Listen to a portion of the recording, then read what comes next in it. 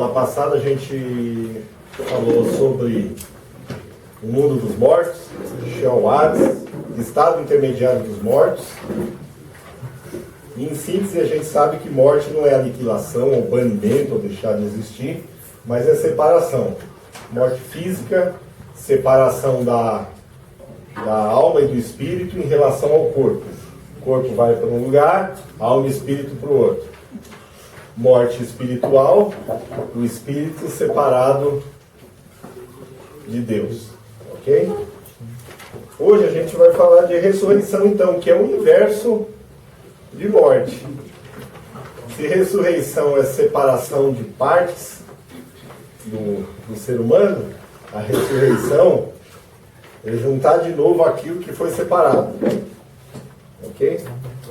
Parece fácil, mas não é tão fácil, não. Mas a gente vai chegar lá. Eu gostaria muito que vocês hoje, depois da aula, lessem os textos que eu passei para vocês, lessem a apostila. Essa aqui é uma das doutrinas mais importantes do cristianismo, a doutrina da ressurreição. Uma das principais. Toda a nossa fé está baseada na doutrina da ressurreição, gente. Toda a esperança está baseada nessa doutrina. Se Cristo não ressuscitou, se não existe ressurreição, tudo que a gente está fazendo aqui é uma perda de tempo incrível. Vocês podiam estar em casa assistindo, sei lá o que. Nem sei o que é assistir. Tem ratinho ainda esse horário? Não sei. Então, toda a concepção cristã de fé, de esperança, no porvir, no além, na vida eterna, naquilo que é transcendente, tem a ver com a doutrina da ressurreição. Tá bom? Então, uma das principais doutrinas da igreja. Quem trouxe Bíblia, eu vou te pedir, se você quiser me acompanhar, eu vou fazer uma leitura meio longa, bem devagar. Isso não está na apostila. Em 1 Coríntios, capítulo 15, nós vamos ler do versículo 12 até o 29. Toda vez que você quiser saber alguma coisa sobre a ressurreição, você vai em 1 Coríntios, capítulo 15. É que nem quer saber sobre batismo, vai em Romanos 6. Tem um capítulo para cada coisa na Bíblia, assim, que ele só explica aquilo. Hoje, então, a gente vai para 1 Coríntios, capítulo 15, a partir do versículo de número 12.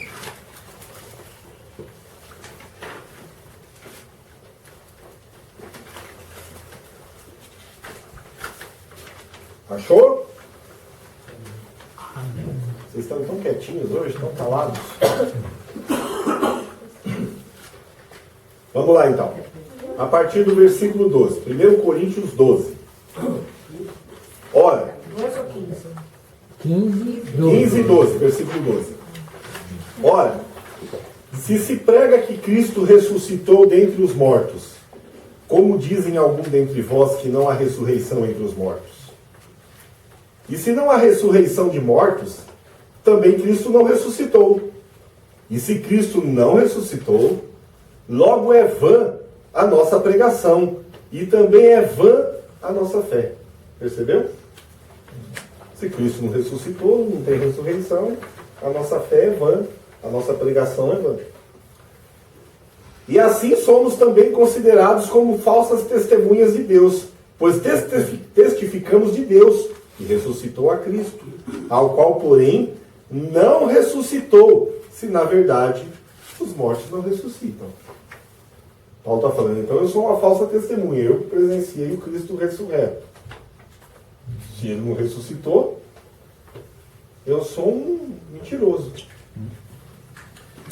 Porque se os mortos não ressuscitam, também Cristo não ressuscitou. E se Cristo não ressuscitou, é vã a vossa fé. E ainda vocês permaneceis nos vossos pecados. Ou seja, se ele não ressuscitou, não tem pecado apagado, lavado. Onde eu parei? 18. E também os que dormiram em Cristo estão perdidos. Se esperamos em Cristo só nessa vida, somos os mais miseráveis de todos os homens. Vocês entenderam esse texto que tanto é usado? Que contexto que ele tem? O contexto é: Cristo está além da morte. Ele é a vida depois da morte. Ok? Versículo 20. Mas de fato, Cristo ressuscitou dentre os mortos e foi feito as primícias dos que dormem. Porque assim como a morte veio por um homem, também a ressurreição dos mortos veio por um homem. Porque assim como todos morrem em Adão, assim todos serão vivificados em Cristo. Mas cada um por sua ordem, ou seja, cada um na sua vez. Qual é a ordem? Cristo, as primícias, depois os que são de Cristo na sua vinda. Ok, gente? Aqui está falando de ressurreição dos salvos, evidentemente. Depois virá o fim, quando tiver entregado o reino a Deus, ao Pai, e quando houver aniquilado todo o império e toda potestade e força. Porque convém que reine, até que haja posto a todos os inimigos debaixo de seus pés. Ora, o último inimigo que há de ser aniquilado é a morte, porque todas as coisas sujeitou debaixo de seus pés. Mas quando diz que todas as coisas lhe estão sujeitas, claro está que se excetua aquele que lhe sujeitou todas as coisas. Aqui está dizendo o seguinte: tudo está sujeito debaixo dos pés de Jesus, exceto Deus Pai, é isso que está escrito aqui, exceto aquele que lhe sujeitou todas as coisas. E quando todas as coisas lhe estiverem sujeitas, então também o mesmo Filho se sujeitará àquele que todas as coisas lhe sujeitou. Quando tudo estiver sujeito a Cristo, então ele se sujeita ao Pai novamente. É isso que está escrito aqui. Para que Deus seja tudo em todos. De outra maneira, que farão os que se batizam pelos mortos, se absolutamente os mortos não ressuscitam? Por que se batizam eles então pelos mortos? Depois eu vou explicar isso aqui. Esse texto, Paulo defende a doutrina da ressurreição, dizendo que ela é real, e para nós, se Cristo não ressuscitou, é tudo bobagem, é tudo perda de tempo. A nossa fé, a nossa esperança, o além, a eternidade estão comprometidos se ele não ressuscitou. Os pecados não estão perdoados e morreu.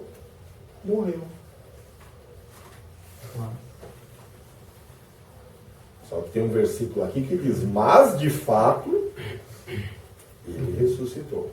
Tá bom? Então essa é a nossa esperança e isso é que nós proclamamos. Essa é a nossa fé. É a bandeira da nossa fé, a ressurreição. Voltando para a apostila então.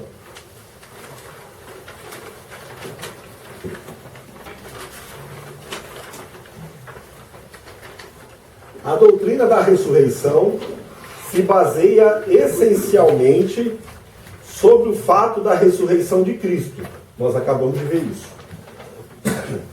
O mestre enfatizou e deu um sentido especial a essa doutrina. Isso está no Evangelho de João, capítulo 5, versículos 28 e 29, que não está na sua apostila, mas eu copiei, está escrito assim: não vos maravilheis disto, porque vem a hora que todos os que estão nos sepulcros ouvirão a sua voz, e os que fizeram o bem sairão para a ressurreição da vida, e os que fizeram o mal para a ressurreição da condenação. Então, Jesus enfatizou em João 5, 28 e 29 essa doutrina, deixando claro que não haverá uma única, geral, simultânea ressurreição para os mortos. Desculpa. E sim, que acontecerá em duas fases distintas. A ressurreição dos justos e a dos ímpios. Ok? Então diz que uns sairão para a ressurreição da vida e outros para a ressurreição da condenação. Aqueles que saem para a ressurreição para a condenação, a Bíblia diz que eles ressuscitam para depois passarem pela segunda morte, que nós falamos na aula passada, que é a morte eterna, separação eterna de Deus. Ok? O que é ressurreição? Duas palavras gregas, anastasis e eigeró, definem o termo ressurreição. Elas claramente indicam tornar a vida, levantar-se, erguer-se, despertar, acordar. Ressurreição é a outorga da vida ao que havia se extinguido fisicamente. É o ato do levantamento daquilo que havia estado no sepulcro. Várias vezes nos deparamos com a expressão ressurreição dos mortos. Quando vocês verem a expressão ressurreição dos mortos, é um termo genérico para qualquer tipo de ressurreição. Ressurreição. Um morto levantou-se. Ressurreição dos mortos. Mas na Bíblia, às vezes, vocês vão encontrar a expressão ressurreição dentre os mortos. Aí está especificando um tipo de ressurreição. Ressurreição de salvos. Os que vão ressuscitar primeiro. Os que fazem parte da primeira ressurreição, por ocasião da vinda de Jesus. Do arrebatamento. Ok? Ou seja, mortos levantando dentre os mortos, que continuarão mortos lá por mais 1000 anos, vocês sabem, nós já vimos, até o juízo final, o grande tribunal lá, o trono branco lá, ok?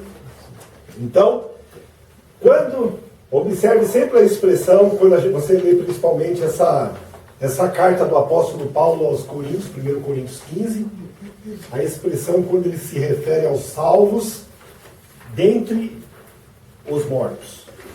Ou quando fala que Jesus ressuscitou dentre os mortos. Alguém se levantou entre os mortos. Especifica um tipo de ressurreição. Não é aquela geral, o cara assustou, acordou, sabe? Não é aquilo. É mais específico. Caráter geral da ressurreição. Gente, esse tempo acabou com a minha garganta, tá? Ressurreição não é uma coisa que aconteceu só no passado, no presente, vai acontecer no futuro. Por toda a Bíblia existem muitos casos de ressurreição. E fora da Bíblia também. No Antigo Testamento, vamos lá, vários personagens importantes da história do Antigo Testamento demonstraram sua confiança e crença na ressurreição. Abraão cria na ressurreição. Um dos filhos de Coré, um cantor, no Salmo 49, ele cantou sobre a ressurreição. O profeta Isaías cria e profetizava sobre a ressurreição. Daniel, profeta e estadista, declarou sua crença na ressurreição. Oséias, um profeta em Israel, também fez o mesmo, entre tantos outros. No Novo Testamento, a doutrina da ressurreição foi declarada, ensinada e praticada por Jesus, digamos de passagem, ok? No seu ministério terreno. Essa doutrina foi ensinada e reafirmada pelos apóstolos e pelos pais da igreja primitiva. Em Atenas, na Grécia, Paulo pregou a Jesus Cristo e sua ressurreição. Repetiu isso também na ilha de Filipo, para os filipenses, aos coríntios, aos Tessalonicenses, perante o governador romano Félix, o apóstolo João não só relatou o ensino de Cristo sobre a ressurreição, mas ele mesmo ensinou sobre isso no livro do Apocalipse, no capítulo 20. Alguns exemplos bíblicos de ressurreição literal. No Velho Testamento tem o filho da mulher sunamita, através do profeta Eliseu. O morto que reviveu quando os ossos do profeta tocaram. Vocês sabem, né? Aquele texto que o pessoal usa errado também. Que Elias recebeu porção dobrada. E tem gente que pensa que ele recebeu porção dobrada do Espírito de Deus. E tem gente que ora pedindo porção dobrada do Espírito de Deus. A gente sabe que a gente recebe o Espírito de Deus por medida, né? Nenhuma medida completa. A plenitude disso só habita em Cristo. Nós já vimos aqui. Ele recebeu porção dobrada do Espírito, da unção que estava sobre Elias. Ok? Então Elias fez 5 grandes milagres e morreu. Eliseu fez 9 e morreu. Só que ele tinha porção dobrada, recebeu porção dobrada da unção que estava sobre Elias. Então faltava 1. Então depois de morto, quando jogaram os ossos dele na cova, tinha um defunto lá. Quando os ossos dele bateram na cova, o defunto ressuscitou, completou 10 milagres, porção dobrada. Tá bom? Vamos continuar. Hoje tá difícil a voz do homem aqui, tá? Fala fino que não gato.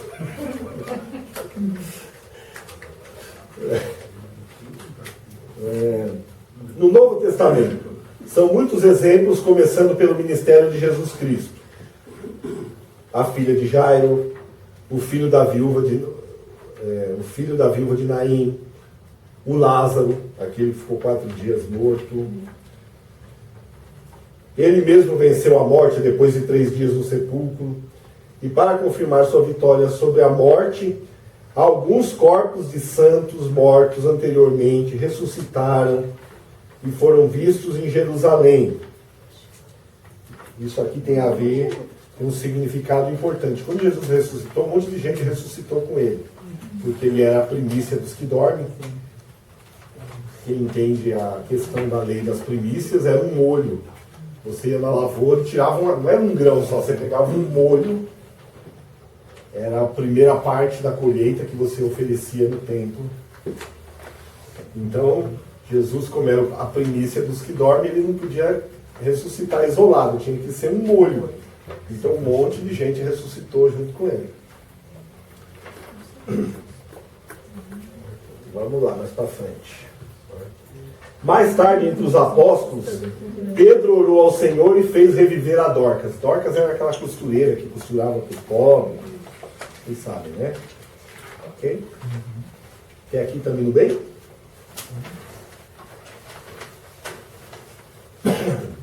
Tipos de ressurreição. Posso apagar aqui, gente?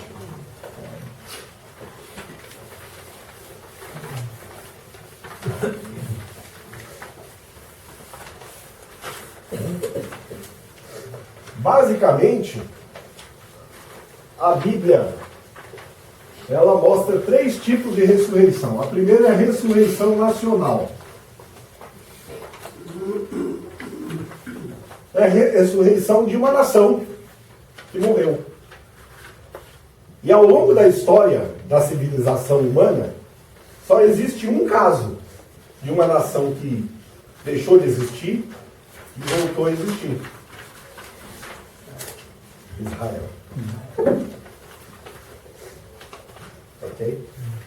Mesmo quando a nação, antes de deixar de existir, de ser espalhada pelo mundo e tudo, já havia uma profecia do profeta Isaías.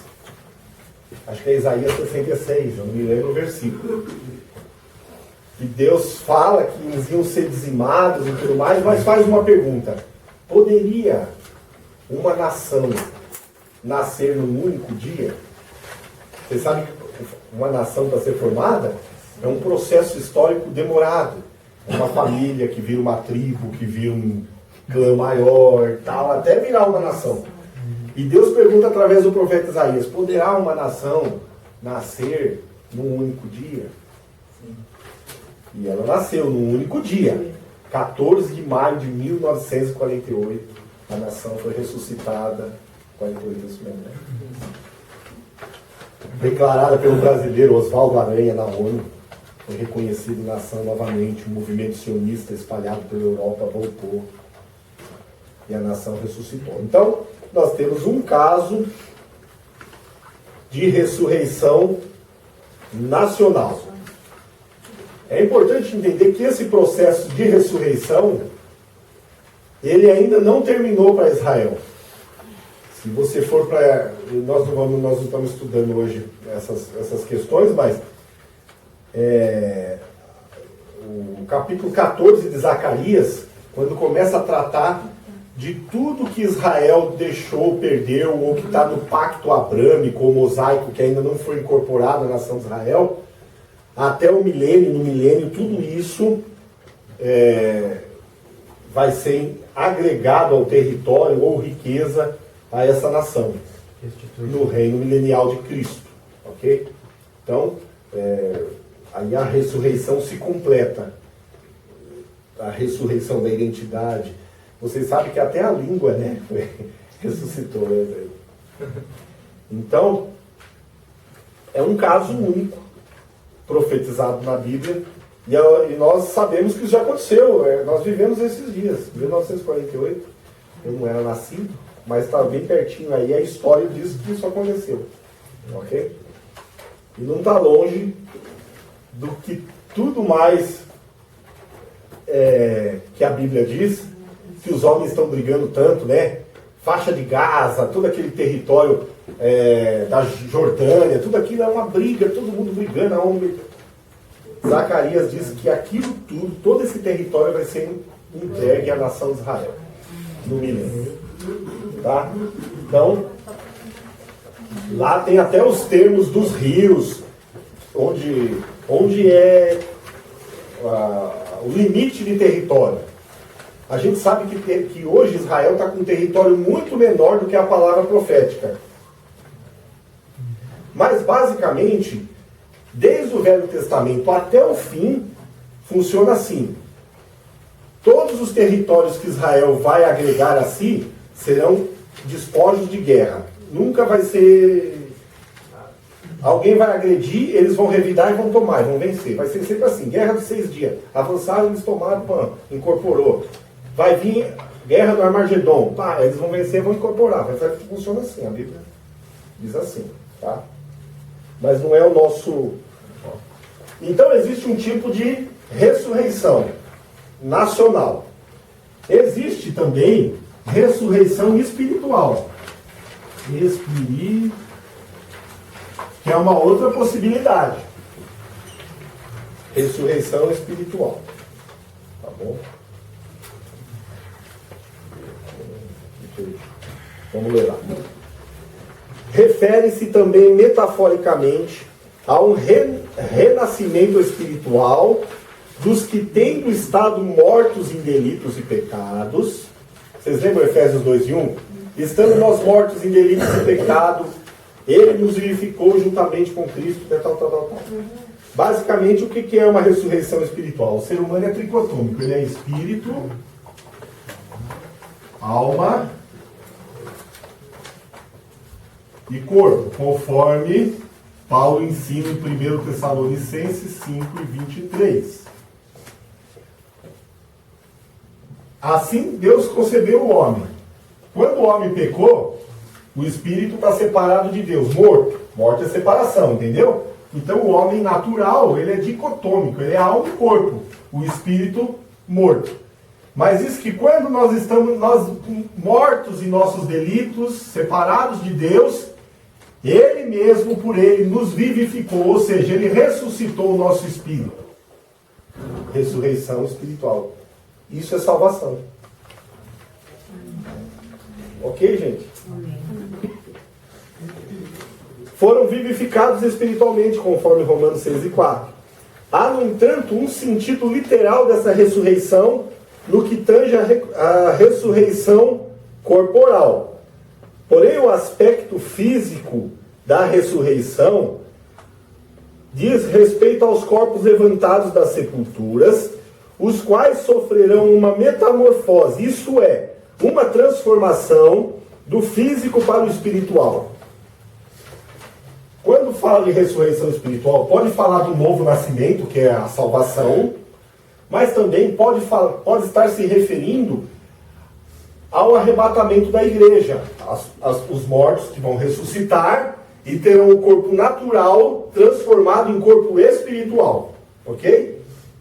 Tem esse sentido também de ressurreição espiritual. E por fim, ressurreição física, que é um morto voltar a respirar. Precisamos distinguir esse tipo de ressurreição sobre dois aspectos. O temporal. Então, a ressurreição física tem dois aspectos. Temporal ou temporário. Vou dar um exemplo para vocês. Quando Jesus ressuscitou dentre os mortos, o molho da primícia, um monte de gente ressuscitou com ele, os santos lá em Jerusalém, o que aconteceu com eles? Morreram de novo depois de um tempo. Sim ou não? Morreram de novo. Temporal. O filho da viúva de Naim, o Lázaro, não ressuscitou e morreu de novo? Sim ou não? Sim. Ressurreição temporal. Mas pode ser também a ressurreição escatológica, que é a que nós aguardamos. Aquela que você vai levantar dentre os mortos, ter o corpo natural transformado em espiritual para sempre. Não vai voltar a morrer mais. A ressurreição física escatológica, ela é eterna. E o que é essa ressurreição aqui? Aqui, corpo e alma se separaram e estão se esperando. Aqui não. Aqui, quando juntar, corpo, alma e espírito, não separa mais. Ok?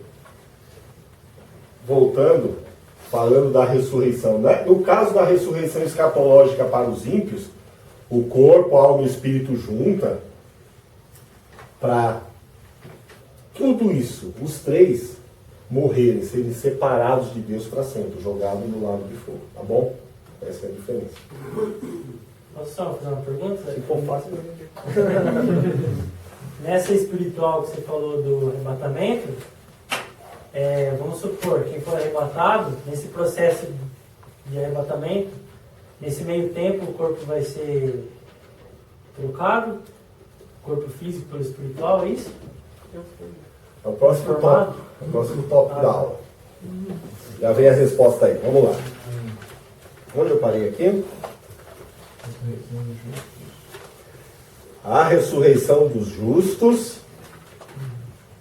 e dos ímpios. Eu tenho um texto para isso, só não sei onde eu fiz.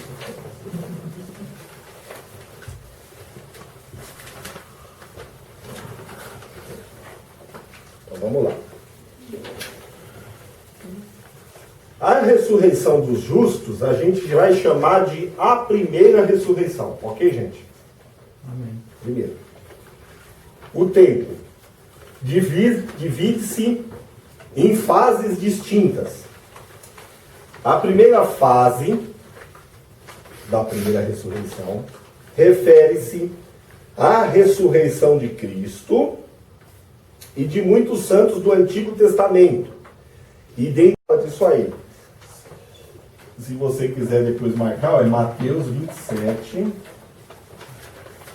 do versículo 52 ao 54, que diz assim, ó: E abriram-se os sepulcros, e muitos corpos de santos que dormiram foram ressuscitados. E saindo dos sepulcros, depois da ressurreição dele, entraram na cidade santa. Imagina um monte de morto entrando em Jerusalém, porque você sabe que o cemitério era fora da cidade, né? Os caras tudo ressuscitando com aqueles panos velhos. É um Walking Dead, não é? Entrando em Jerusalém. Entrando na cidade santa, e apareceram a muitos. E o centurião e os que com ele guardavam a Jesus, vendo o terremoto e as coisas que haviam sucedido, tiveram um grande temor. Tiveram piriri, como diz a igreja. E disseram, verdadeiramente, este era o Filho de Deus. Você imagina, os caras estão mordendo o corpo, o cara levanta, um monte de gente. É osso, hein? Não é fácil, não. Então, estamos lá. Eles eram identificados como as primícias dos mortos, segundo 1 Coríntios 15, 20 e Mateus 27, lá que nós lemos. Jesus e aqueles santos ressurretos são o primeiro molho de trigo colhido, que é o trigo da primícia. Jesus foi o grão de trigo que caiu na terra, morreu e produziu muito fruto, conforme João 12, 24. Isto é, aquele grupo de pessoas de Mateus 27 foi a primícia, o primeiro molho. Depois, então a primeira fase é essa, já foi, ok? Da primeira ressurreição dos mortos. Depois ocorre a ressurreição dos mortos em Cristo na era neotestamentária, o qual se efetuará por ocasião do arrebatamento da igreja e mais os mortos do período da grande tribulação, os quais são chamados de mártires da grande tribulação. Aqui eu não quis dividir, porque existem várias vertentes. Há quem acredita que a igreja sobe antes da grande tribulação, os pré-tribulacionistas, que tem outro arrebatamento no meio da grande tribulação e outro no fim. Há quem acredita que só tem 1 e meio, com 3 anos e meio. E há quem acredita que a igreja passa pela grande tribulação e todo mundo sobe junto no final da grande...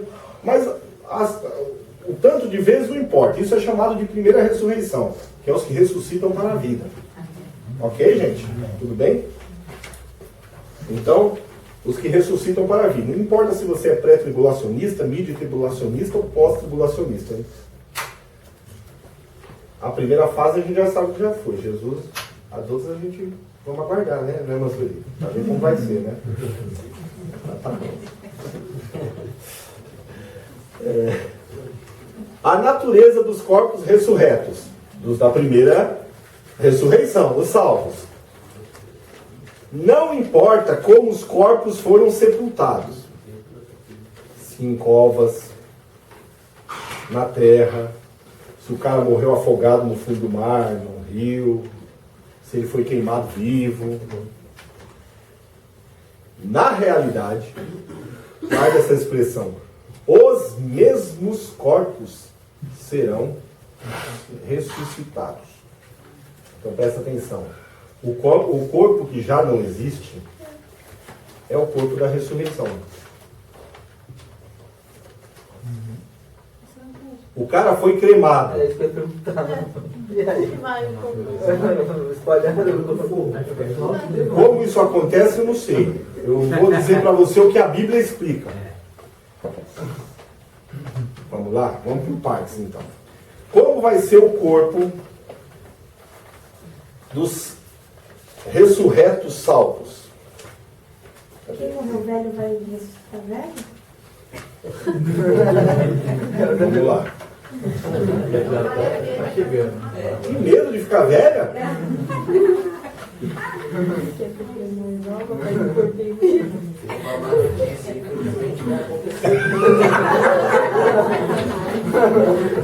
Vamos amaciando, vamos devagar para não ser muito chocante. Volta lá para 1 Coríntios,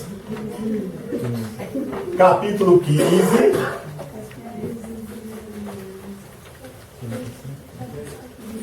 Primeiro Coríntios.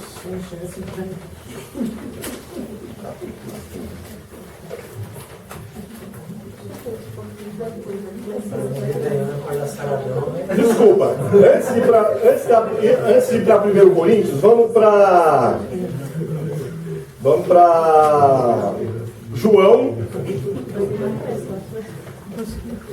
capítulo 20, Evangelho de João, capítulo 20, versículo 26 e 27. João 20, 26 e 27. A primeira coisa que a gente vai ver agora é que o ressurreto, ele volta com o mesmo corpo que morreu.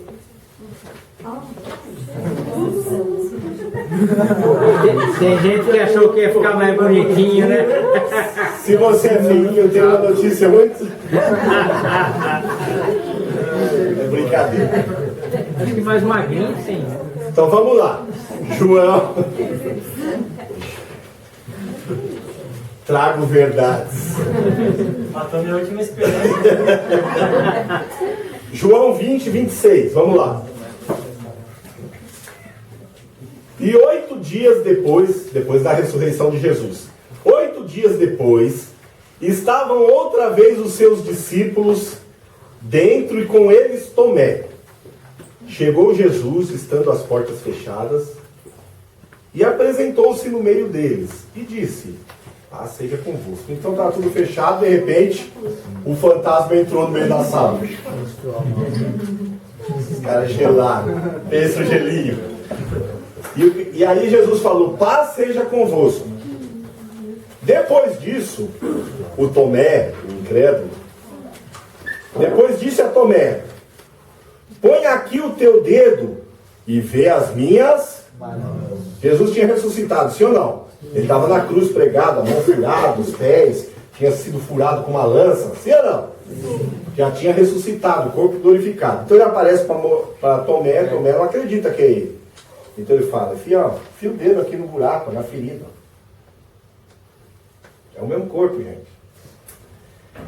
E vê as minhas mãos. Chega a tua mão e põe no meu lado. Não sejas incrédulo, mas seja crente. Aqui a gente não está discutindo de fé. Eu quero só que vocês entendam que ele voltou com o mesmo corpo que morreu. Isso quer dizer que uma pessoa morrer sem perna, ela vai ressuscitar sem perna. Calma.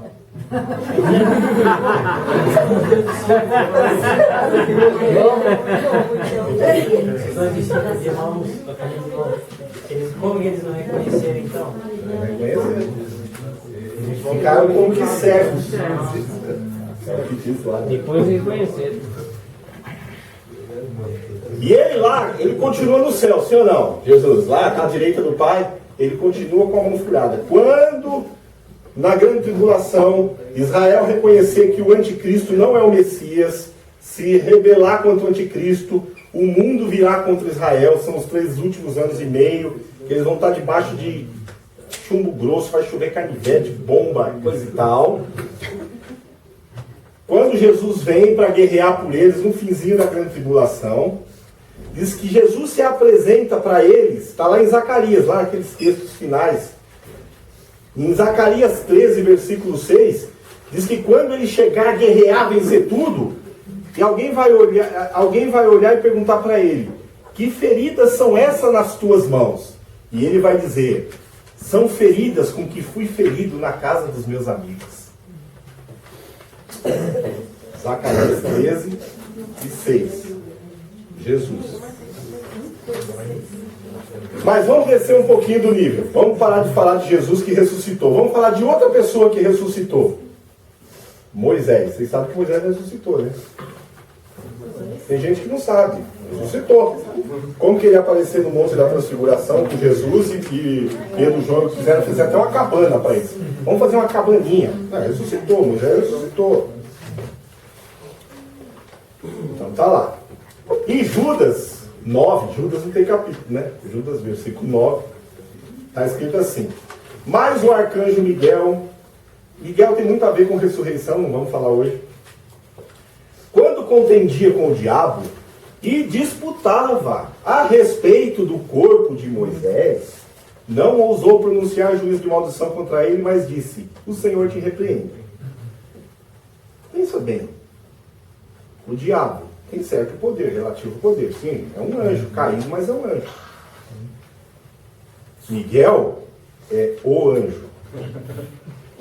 Os caras estão disputando o corpo de um defunto. É no mínimo esquisito. Deus mandou, diz que Deus por um tempo escondeu o corpo de Moisés. Vocês já viram isso?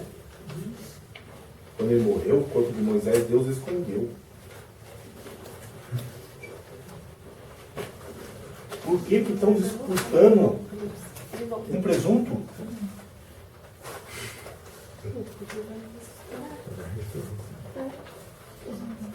Porque ele ia ressuscitar.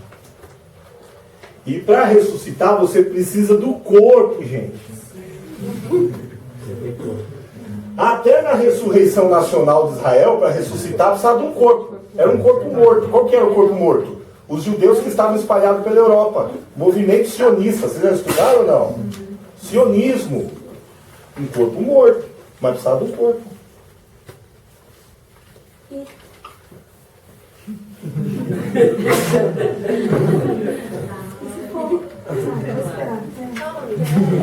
Se a pessoa for cremada.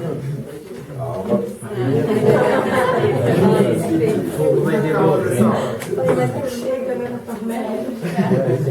Para vocês não terem dúvida que Moisés ressuscitou, está lá em Mateus capítulo 17, de 1 a 4.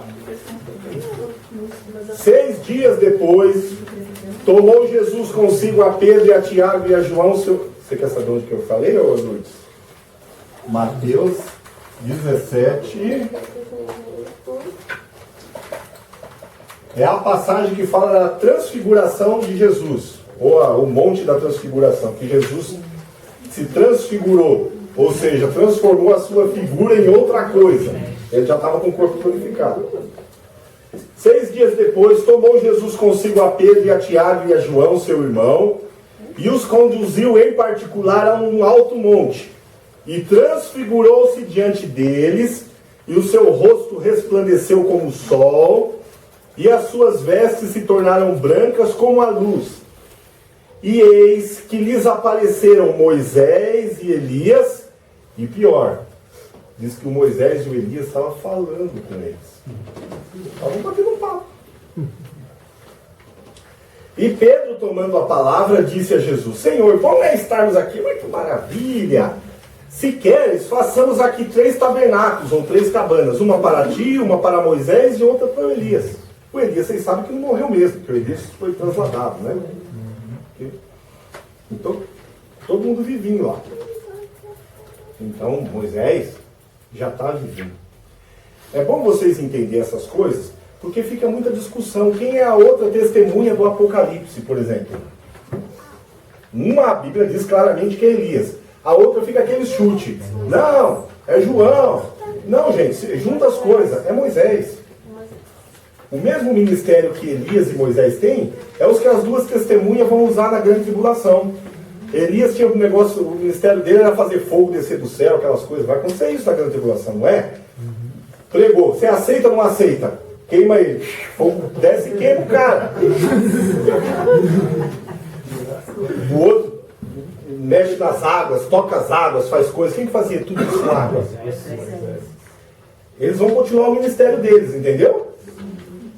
Então continue o seu.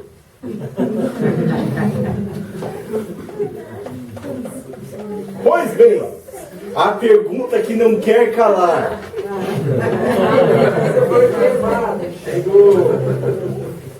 Como que vai fazer se para ressuscitar tem um corpo?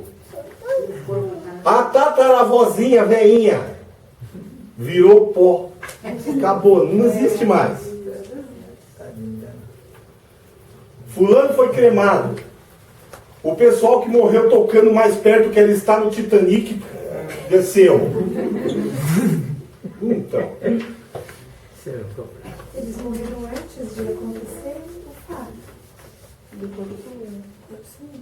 Mas o corpo desaparece na terra. Então, se foi queimado, se foi. Não vai sumir?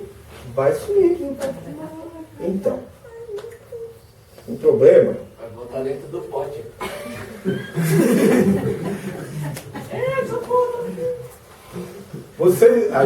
É que tem gente que chegou depois, mas nas primeiras aulas aqui, a gente trouxe uma matéria que chama a supremacia de Deus.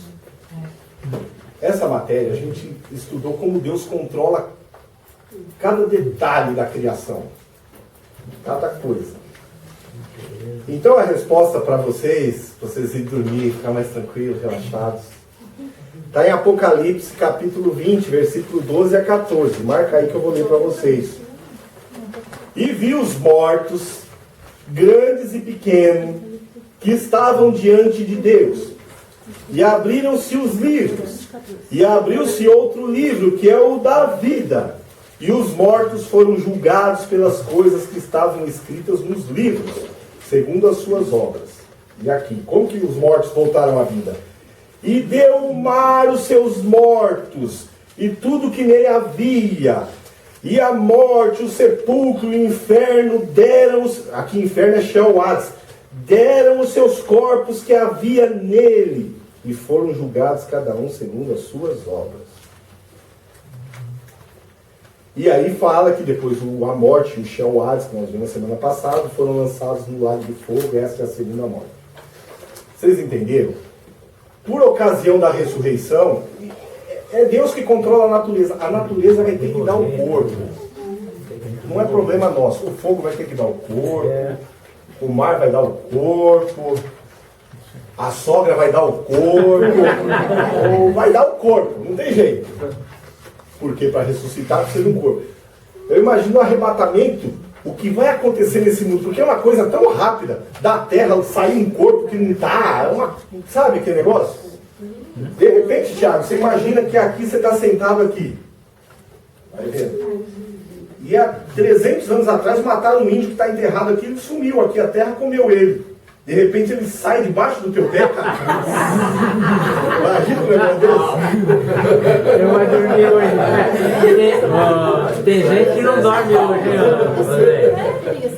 Isso dá um filme, hein, ó. Isso dá um filme. A gente tá com fome. Sabe qual é o nosso problema? A gente quer saber como funciona. Não é problema nosso.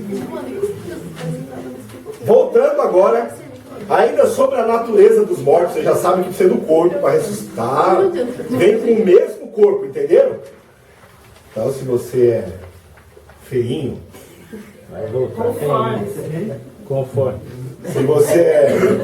Não, mas lá está escrito que vai voltar toda a lágrima, então não tem problema. Aí a pergunta da Lourdes aqui. E se o cara só tem uma perna só? Se o cara é orelhudo, nasceu com a orelha desse tamanho.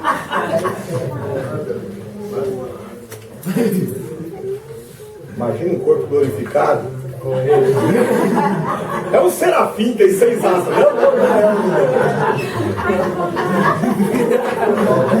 Mas lá não vai ter bullying, né? Pelo menos. Ai, graças a Deus. Eu espero que não. Espero que não. Se tiver um muro santo. Então vamos lá. Como vai voltar os mortos? Eu tenho uma notícia boa para vocês. A ruim é que é o mesmo corpo, vocês já sabem, né? A boa é que vai voltar melhorado. Vamos lá. 1 Coríntios 15. Vamos fazer academia. 1 Coríntios 15 de novo, que é o capítulo da ressurreição.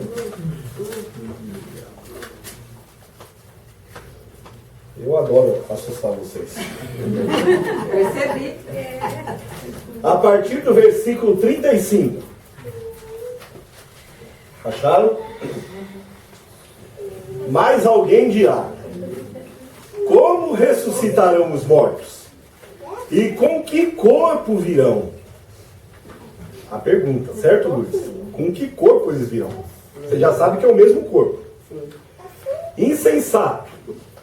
O que tu semeias não é vivificado, se primeiro não morrer.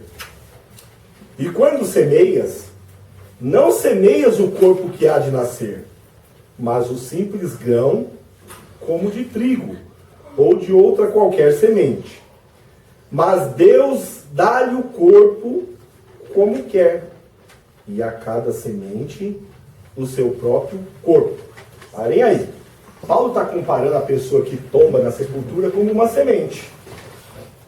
Sim ou não? Então, coisa assim, você vai lá, planta um pé de manga. Aquela semente de manga vai morrer para poder ressuscitar e brotar. Então, planta-se a manga, a semente. Você plantou uma manga. Você não sabe quando você planta a manga, se quando essa árvore crescer e nascer, vai ter um galho para cá, o jeito que é o desenho, você não sabe exatamente. Então Paulo está dizendo, o nosso problema é semear. Quando uma coisa brota, morre, brota, o corpo da ressurreição é Deus que dá. Então, vai melhorando, né? Vamos continuar. Deus dá-lhe o corpo como quer, e a cada semente o seu próprio corpo. E aí começa aqui entender aqui como que isso funciona. Nem toda carne é uma mesma carne. Mas uma é a carne dos homens, outra é a carne dos animais, outra a carne dos peixes e outra é a carne das aves. Paulo está fazendo uma analogia para explicar como funciona a ressurreição. E há corpos celestes e corpos terrestres. Mas uma é a glória dos celestes e outra é a glória dos terrestres. Qual tem mais glória, os celestes ou os terrestres? Os celestes. Por que ele está comparando? Ele está comparando que aquilo que morre é terrestre, tem uma glória. Mas aquilo que nasce e ressuscita é celeste, tem outra glória. Okay? Vamos continuar. Aí ele se detém na glória dos celestes. 41, correto? Uma é a glória do sol. Outra, a glória da lua. E outra, a glória das estrelas. Qual tem mais glória? O sol. Depois a lua. Depois da lua tem as estrelas. E cada estrela difere de glória da outra estrela. Tem estrela que brilha mais que outra.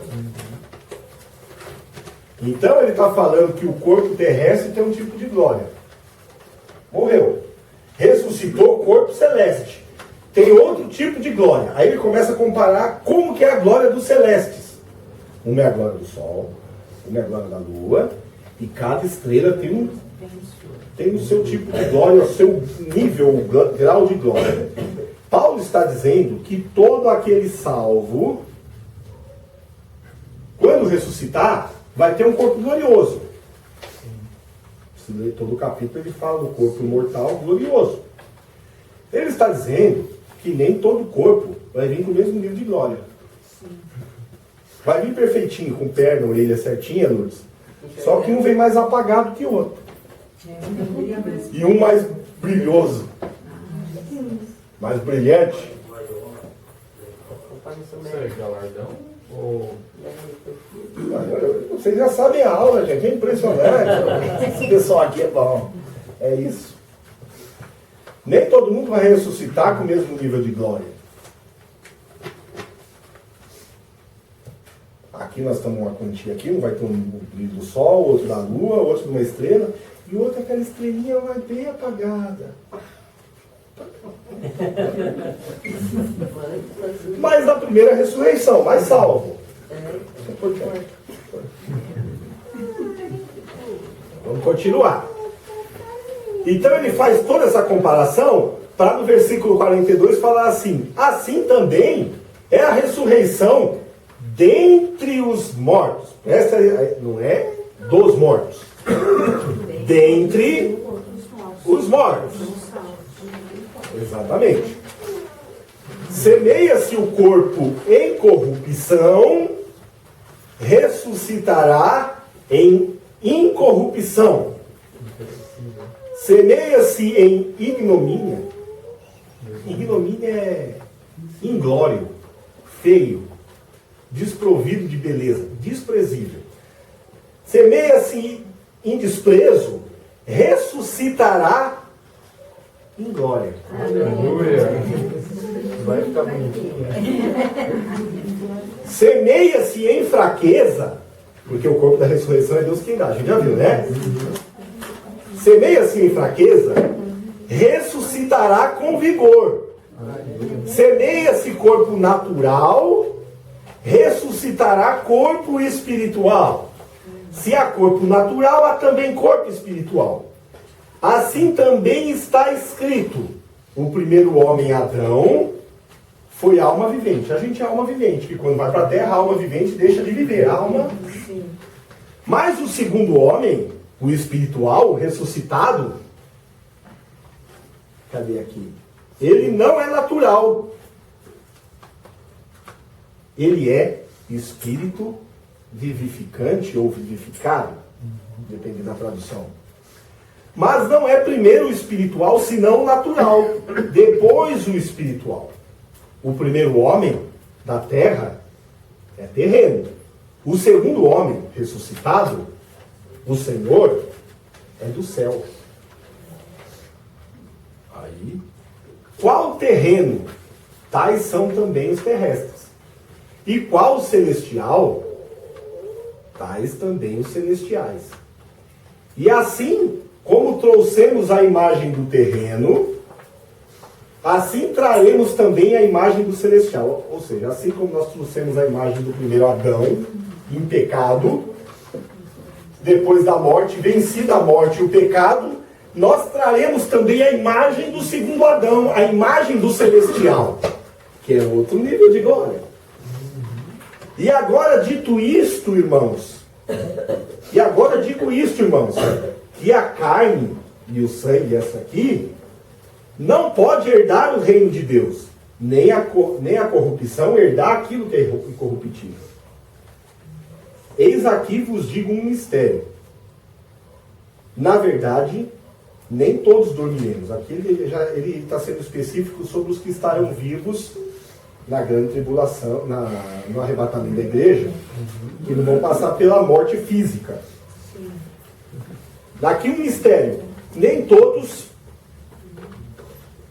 aqui dormiremos.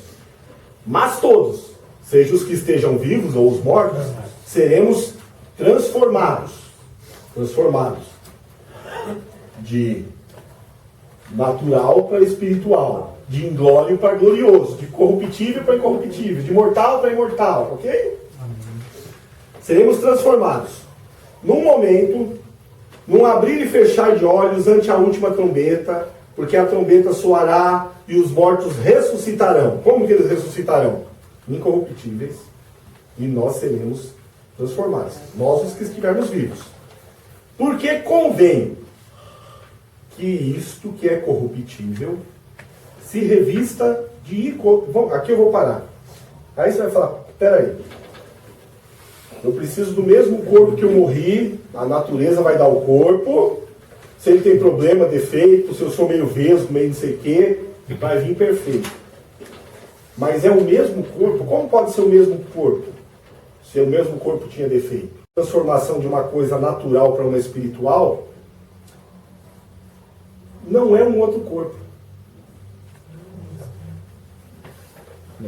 Ressurreição é nada mais, nada menos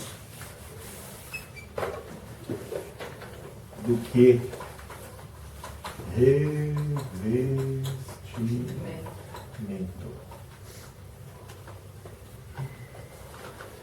Aqui diz que aquilo que é mortal vai ser revestido de imortalidade.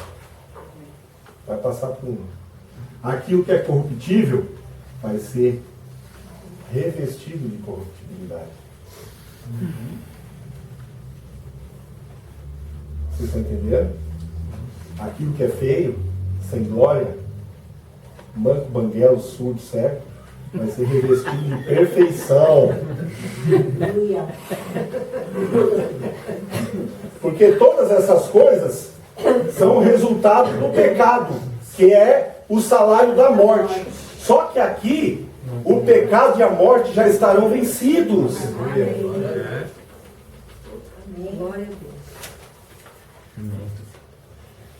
É por isso que quando Paulo termina toda a explanação sobre a ressurreição, ele fala, tragada foi a morte na vitória. A vitória engoliu a morte. A vitória de Jesus, ela foi tragada. E então desafia o Sheol Hades lá, quando fala, ó morte, onde está o teu aguilhão? Está falando, onde que está o teu parceiro, aquele que prende a você? Onde está o teu aguilhão? É isso mesmo. A ressurreição é o mesmo princípio de dons que nós já estudamos aqui. Um dom que você recebe do Espírito Santo não é uma coisa nova que vem sobre você. É o seu dom natural revestido de sobrenaturalidade.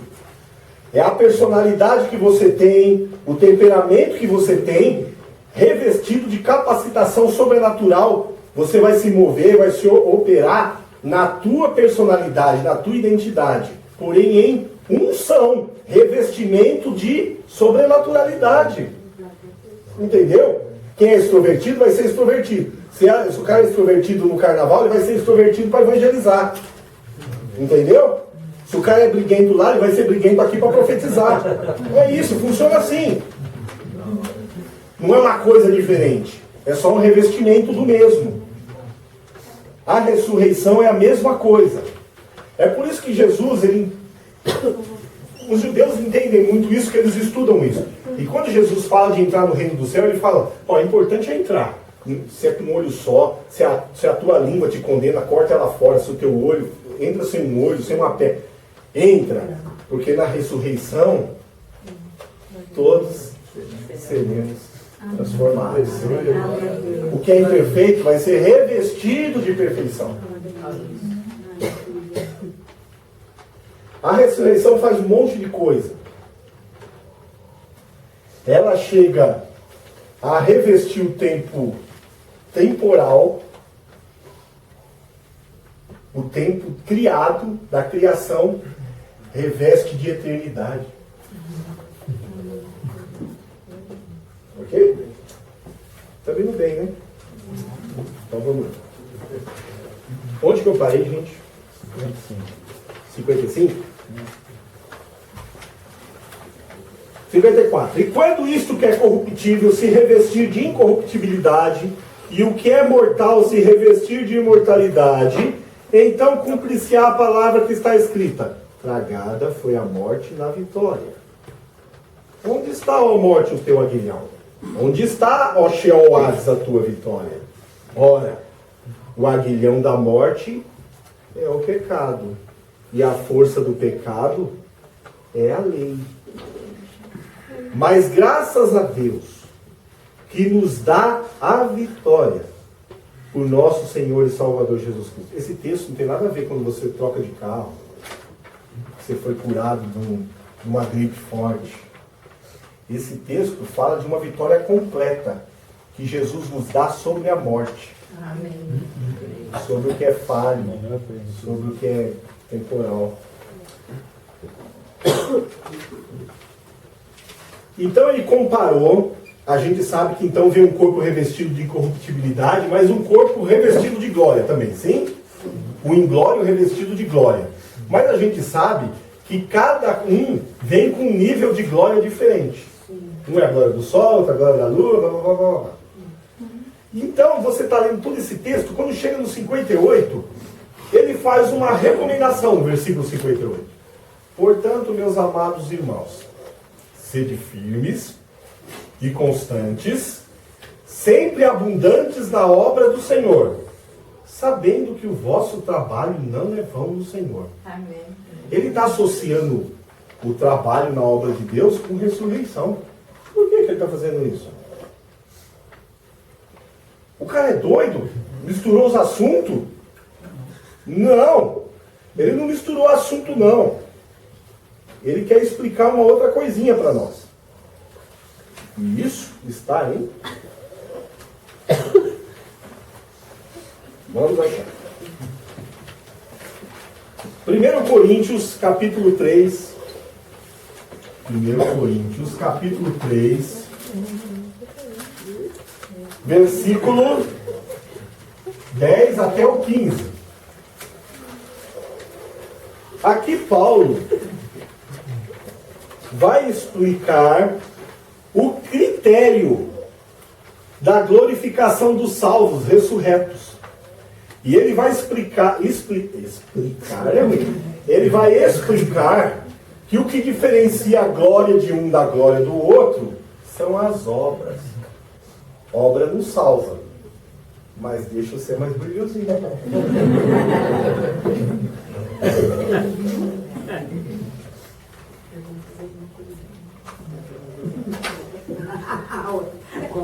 Alguma coisinha, vamos fazer alguma coisinha para não ficar muito apagado, né, Aline? Fica muito apagado.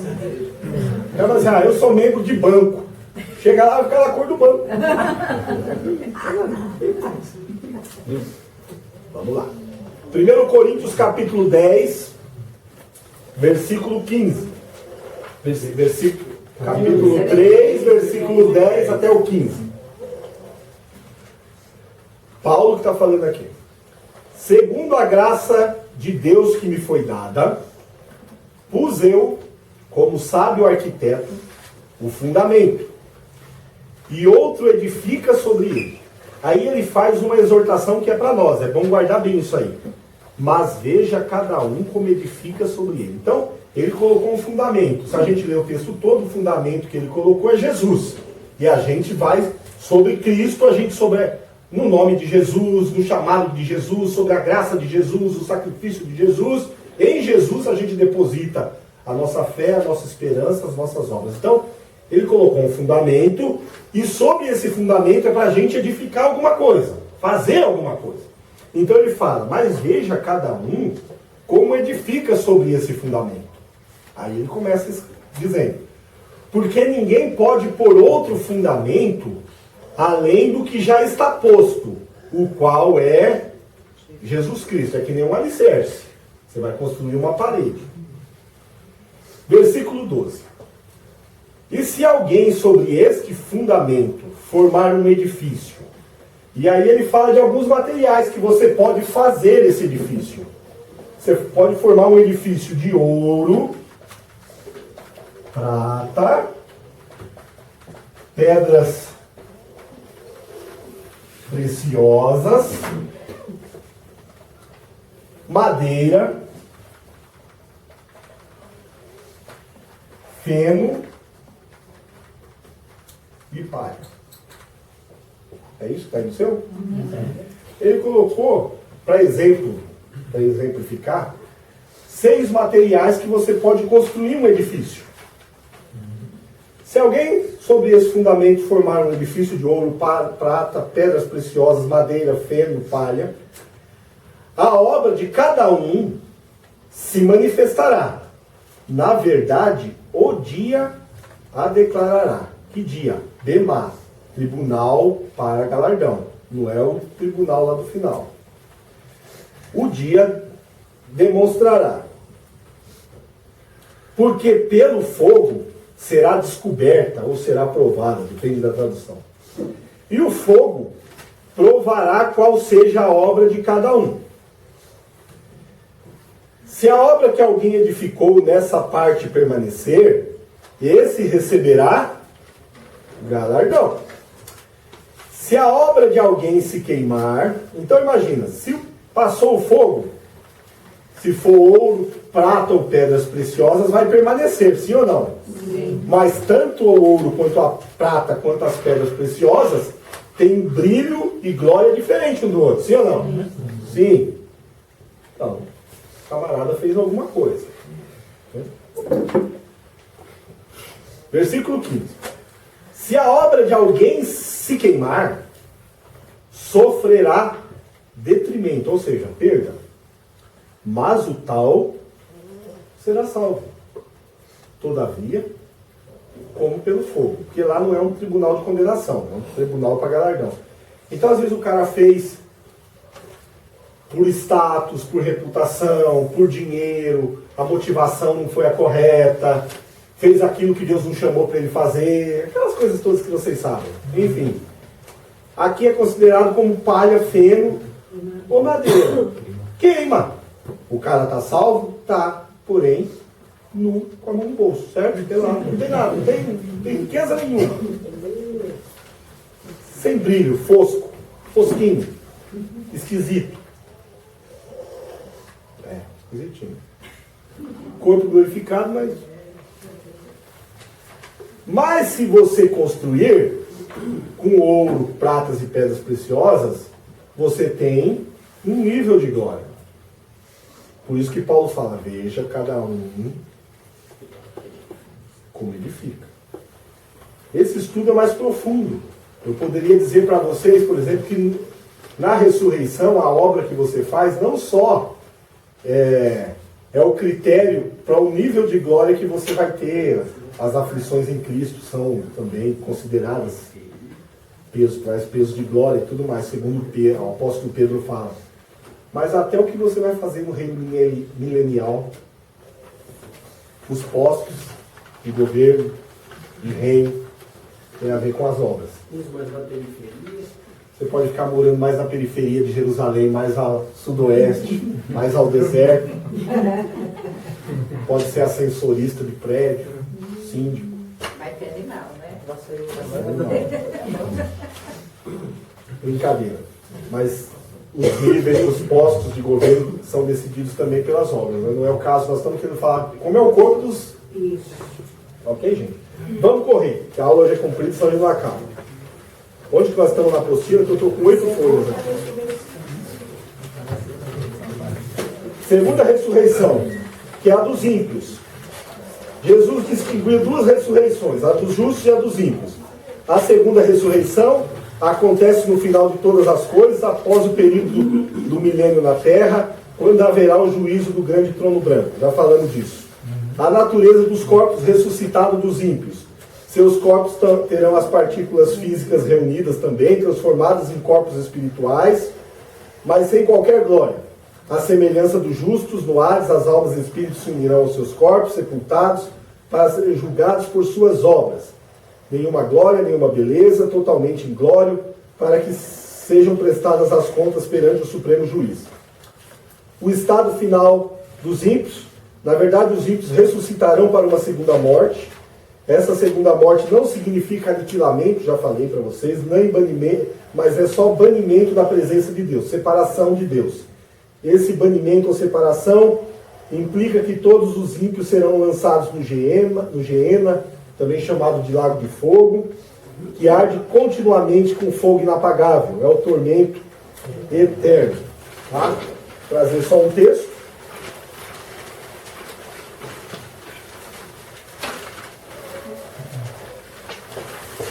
Que fala sobre isso, está em 2 Tessalonicenses 1, não está aí, se você quiser marcar, 2 Tessalonicenses 1, versículos 1 e 9, diz assim: com labareda de fogo, tomará vingança dos que não conhecem a Deus e dos que não obedecem ao Evangelho de nosso Senhor Jesus Cristo, os quais, por castigo, padecerão eterna perdição, longe da face do Senhor e da glória do seu poder. Então, é só distanciamento da face de Deus e da glória dele.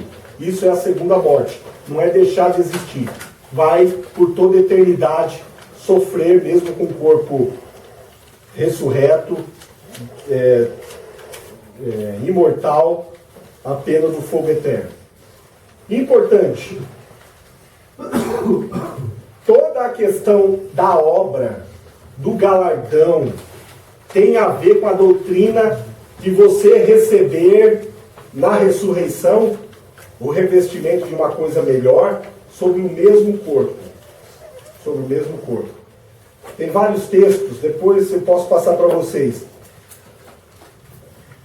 Você volta com o mesmo corpo, Jesus voltou com o mesmo corpo, porque você recebe galardão sobre tudo que você padeceu no corpo. E você recebe galardão por todas as obras feitas através do corpo. Então vamos lá, quer ver? Ó, um texto. Colossenses 1:24. Diz assim, ó. O apóstolo Paulo falando aos Colossenses. 1:24. Regozijo-me agora no que padeço por vós. Você sabe que ele apanhou, sofreu, levou mordida de cobra, aconteceu de tudo com o Paulo. Regozijo-me agora no que padeço por vós, e na minha carne cumpro o resto das aflições de Cristo pelo seu corpo, que é a igreja. Ele se regozija, e se você ler todo o texto, porque ele sabe que tudo aquilo que ele sofreu no corpo, ele vai receber glória de recompensa por aquilo, pelas aflições de Cristo, sobre esse mesmo corpo. Ele faz uma comparação que assim como o corpo de Cristo foi vituperado, foi esmagado, se tornou inglório, desprezado no madeiro, esse corpo recebeu por causa disso, ele sofreu isso por causa da alegria que lhe estava proposta e de toda a glória que ele receberia por causa disso. Então ele faz uma associação que nós sofremos no nosso corpo, o restinho das aflições de Cristo, para também ser participante da sua glória no nosso corpo. Para que a mesma glória que Cristo tem, nós tenhamos nos nossos corpos, porque sofremos um pouquinho das aflições que ele em seu corpo sofreu. Então às vezes você vê lá o cara no Afeganistão lá, o Boko Haram lá, o Estado Islâmico pegou um lá, um irmão nosso, decapitou, e você, coitado, morreu, coitado nada, coitado da gente que está vivo. Isso tem um peso de glória, ele vai ser brilhoso que muito de nós. Pelo tanto que sofreu. As aflições deste tempo redundam em peso de glória. Essa é a lei, é a doutrina. Cuidado, hein? Cuidado que tudo que você fala, que você sofre, às vezes você fala que está sofrendo aflições de Cristo. Não é nada, é cabeçada que você deu, coisa errada. Não é a aflição de Cristo, é a aflição de Cristo. Então, concluindo o raciocínio de todas essas coisas, Paulo fala em 2 Coríntios 4, versículos 16 e 18, ele fala: por isso que nós não desfalecemos. Ele conhece o princípio. Por isso que nós não desfalecemos. Porque ainda que o nosso corpo exterior se corrompe, ou se corrompa, o interior, contudo, se renova de dia em dia. Porque a nossa leve, meu irmão, momentânea tribulação, ele está falando do corpo exterior que se corrompe. Essa leve momentânea tribulação produz para nós um peso eterno de glória muito excelente. Por isso que a gente sofre, a gente se gasta na obra, a gente levanta cedo, hoje a gente já podia estar dormindo, a gente está aqui. Nós não atentamos para as coisas que se veem hoje, mas para as que não se veem. Porque as que a gente vê hoje é temporal, é passageiro. As que não se veem são eternas. É isso. Por hoje era só, gente. Amém? Espero que tenha sido um tempo de